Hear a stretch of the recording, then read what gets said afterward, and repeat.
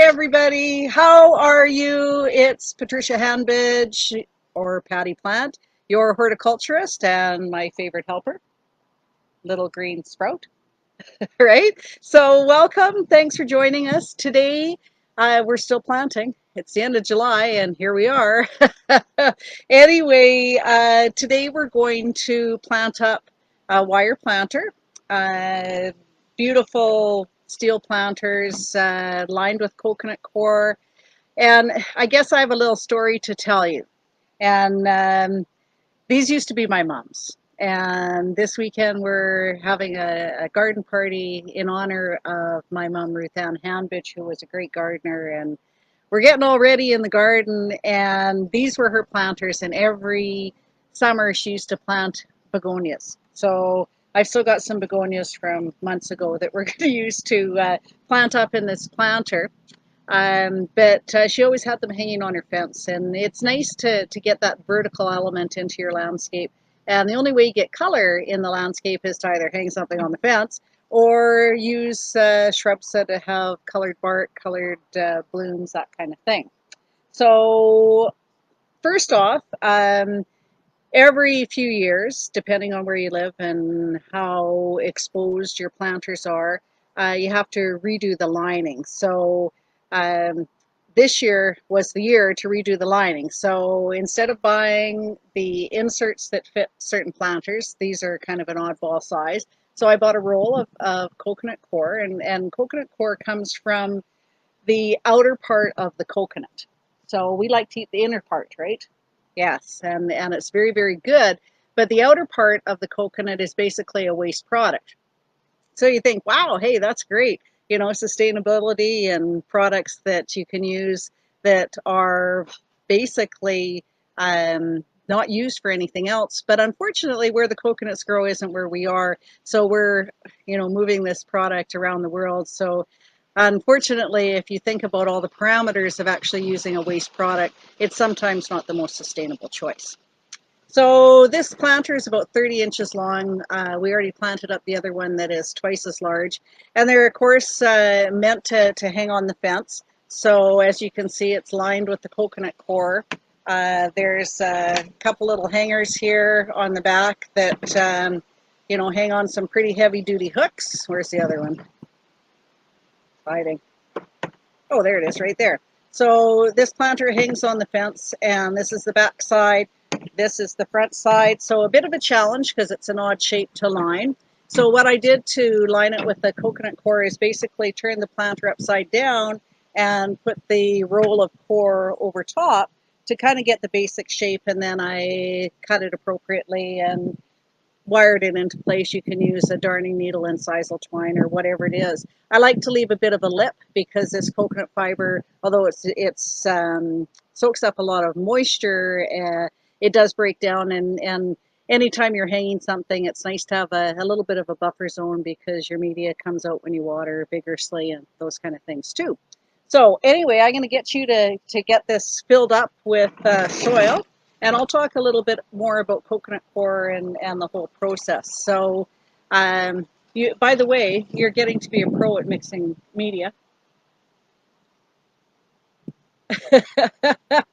I said to her, I said, hey, you could just moisten that media, and away she went, got the water on there, mixed it up, just like a pro. So someday you'll be a great gardener, or perhaps you'll work in the industry, and who knows. Anyway, so the coconut coir is after the coconut is removed, and I mean, we use a lot of coconut in different cooking. It's great to eat raw. There's nothing like young coconut in any of the dishes you're making. Beats the heck out of coconut milk in a can and that kind of thing. So big industry around the world for coconut, and lots of products are made from it. But the husk, and I mean, if you've ever traveled anywhere where coconuts are grown commercially, you'll find that there's just like piles and piles and piles of the waste product, the outside of the coconut, and whether it's the husk or the other outer parts of the coconut, it's quite a neat fiber. It's used in the orchid industry as well for making some of the media ingredients and that kind of thing. So when you're planting any container, And especially later in the season, you want to actually overplant the container so that it's very full. When I do commercial planters, what I do is overplant them so they look good early in the growing season, and then as the growing season progresses, I remove some of the plants because of course, as the plants grow and fill the container, there isn't much media left, and so whoops, so there isn't much media left, and it's really hard to keep them hydrated and that kind of thing. So same is true for anything you're growing in containers. You need to supply everything possible. I'm going to be wearing a lot of media, but that's all right, Hetty. At least the computers say it's okay. So containers provide all the ingredients that the plant needs from the perspective of water and nutrients and that kind of thing. So it's important for you to have a large a container as possible, but at the same time, of course, you want to have something that's beautiful to look at. So we're going to overplant this because it is, like I said, the end of July. And so unfortunately, it's one of those years where you just keep planting and you keep growing and that kind of thing. So oh, thank you. Thank you for protecting me. Okay, that's pretty good because we've got some plants to put in here. So, like I said, you have to provide everything. So I also brought, this is a little trick that you can use as a gardener. This is Osmocote. I'm going to get a little closer to the camera. So as you can see, it's a pelleted fertilizer. And what it does is it releases nutrients into the media as your plants grow, because if you think of plants, you can just kind of mix that into the surface a little bit.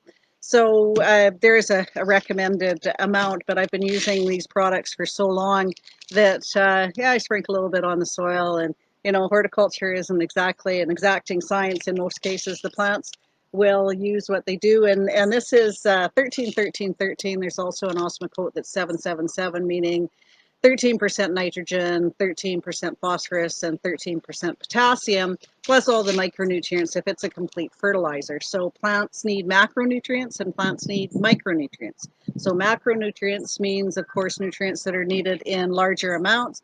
Micronutrients, nutrients that are needed in smaller amounts. So I always mix a little bit in because when you're growing in containers, sometimes life gets in the way and you get busy and you maybe aren't fertilizing as much as possible. And I don't know if you've ever bought a beautiful hanging basket or big container from the greenhouse and you get it home and within a couple of weeks, doesn't look so good. That's because it's perfect environment. They're fertilizing and giving the nutrients and the amount of water that plants need at the right time so that things are growing right along. So I use a rock to help offset the balance on this planter when I'm planting it, just to keep it a little bit upright like it's going to be hanging on the fence. So we've got the media, and the media is basically just a pro mix, so mostly peat moss, a little bit of perlite. There's no nutrients in soilless media unless they're added. I like to buy soilless media that has no nutrients in it because I would prefer to supply the nutrients that the plants need. The Osmocote, or the pelleted fertilizer that's slow release, is a wonderful thing to use in containers because it kind of takes a little bit of the problem out when you're getting busy and you forget to fertilize or you don't have time to fertilize. And of course, it's so nice outside to just use your garden hose and water. And I just have a fertilizer attachment on the end of the garden hose. And of course, this core just acts to hold the media. And then when you water it, the excess water will flow through the coconut fiber. But because it's fibrous and it retains a lot of water, and it's used chopped in a finer kind of substance to help media retain water for a longer period of time. So we're going to plant some begonias because this is for Nana, this is for my mom. And we haven't really got the greatest color selection. We've got a nice salmon, we've got a scarlet, we've got some single white, and we've got this big monster yellow with kind of a blush. So I don't know how we're going to combine them. It's fortunate that when you're using colors in nature, Mother Nature has the ability to be able to make all colors look good together. Here's a blush kind of pink one, and even that looks nice with the scarlet and with the yellow. So, you know, this I bought for my friend Brenda because she likes pink more than I do. Um, so I think that getting on in the season, sometimes you don't have the right choice. Feel free to stick in perennials or tropicals or subtropicals in your containers because they look great too. And you know, at the end of the season, well, you start again in the spring. So I think we're going to use this big yellow one because he's quite beautiful. And as you can see, they're in a 4-inch pot. They are probably very root bound. Let's have a look. Oh yeah, so very root bound, and you can see that it's quite dry. It's a lighter color. So I chose not to water before we planted just because I don't like it really soggy when I plant, and I will water very thoroughly when we're done. So, or maybe you will, and it'll be good. So because this has been in a container for much longer than it should have, basically all you do is just break it open, and what that does is it encourages the root tissue to grow out into the container, which is really important. I think we're going to need a little more media, honey.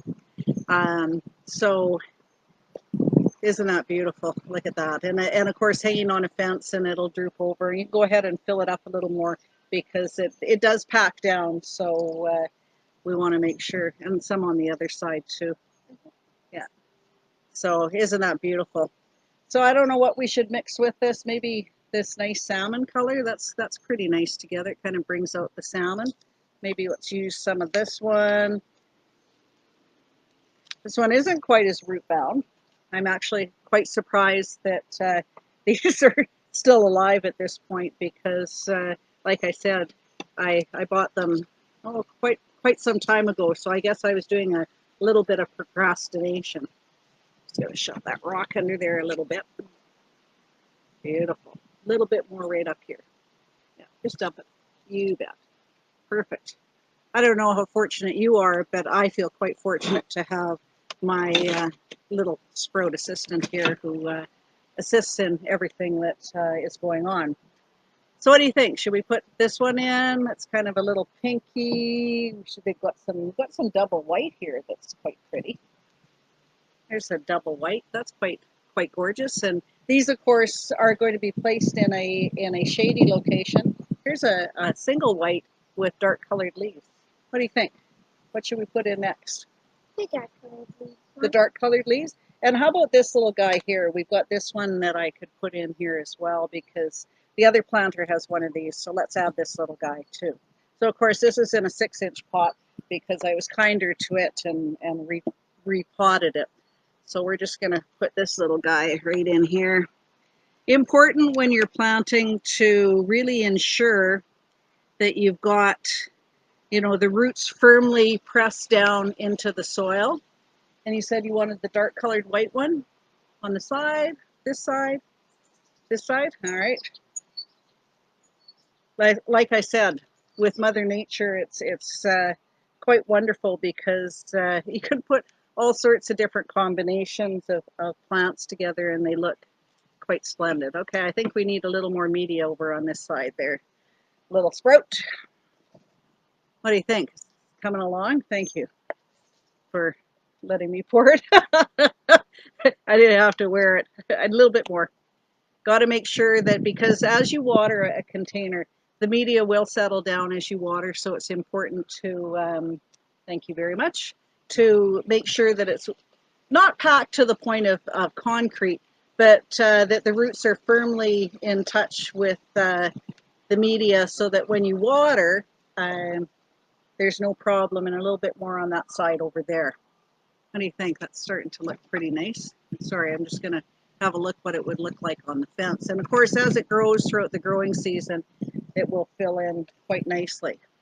So we got a white one there. Should we put another white one on the other end? Here's a white one with a yellow eye.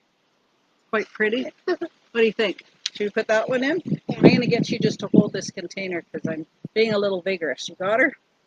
Perfect.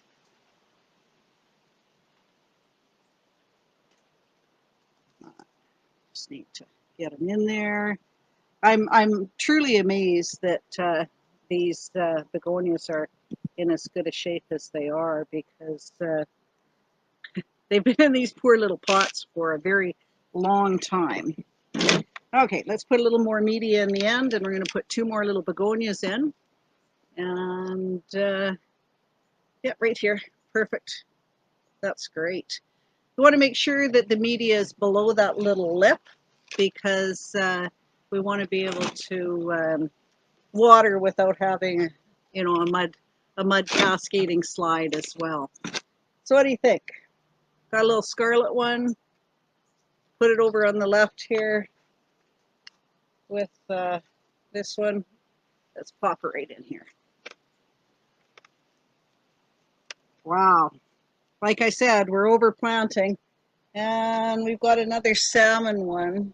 It's not in color right now, but he was a little soggy.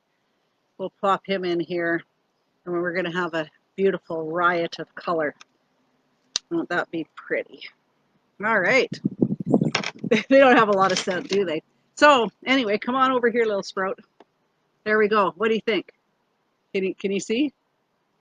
Does it look okay? Folks back home will have to drop us a line and say what they think it looks like, and we'll put it on the fence. And when we're having our garden party this weekend, we'll certainly take some shots and share them on the Facebook page, and maybe we'll do a YouTube video in honor of Nana, my mom, Ruth Ann. So anyway, folks, thank you for joining us. It's a beautiful day here. Hot, sunny, a little bit of a breeze. We have the extra shade underneath the umbrella tree. And we're also under this massive willow tree that you can see behind us. So thank you for joining us. Whenever you plant something, make sure you water it in with a dilute fertilizer solution that's high in phosphorus to mitigate any challenges or difficulty you gave the plants by disturbing them and putting them in a new container. Anything else I forgot? That's it? Pretty good? All right, well, thanks for joining us. You can catch us anytime on my YouTube channel, Grow, at your leisure, or you can catch us Wednesday afternoons at 1 p.m. on Grow Live on Orchid Horticulture Facebook page. Any topics you want covered, drop us a line, let us know what you think, and we can certainly cover them. And if you like what you see, please subscribe to the YouTube channel. It's actually quite amazing how many people are watching these Facebook videos and the YouTube channels. So I guess it means that we're making a difference. So that makes me happy, and I hope you're having a beautiful summer in your growing season wherever you are. Until we see you next time, stay safe, be happy, and let's get growing. See you next time, folks. Take care. Bye now.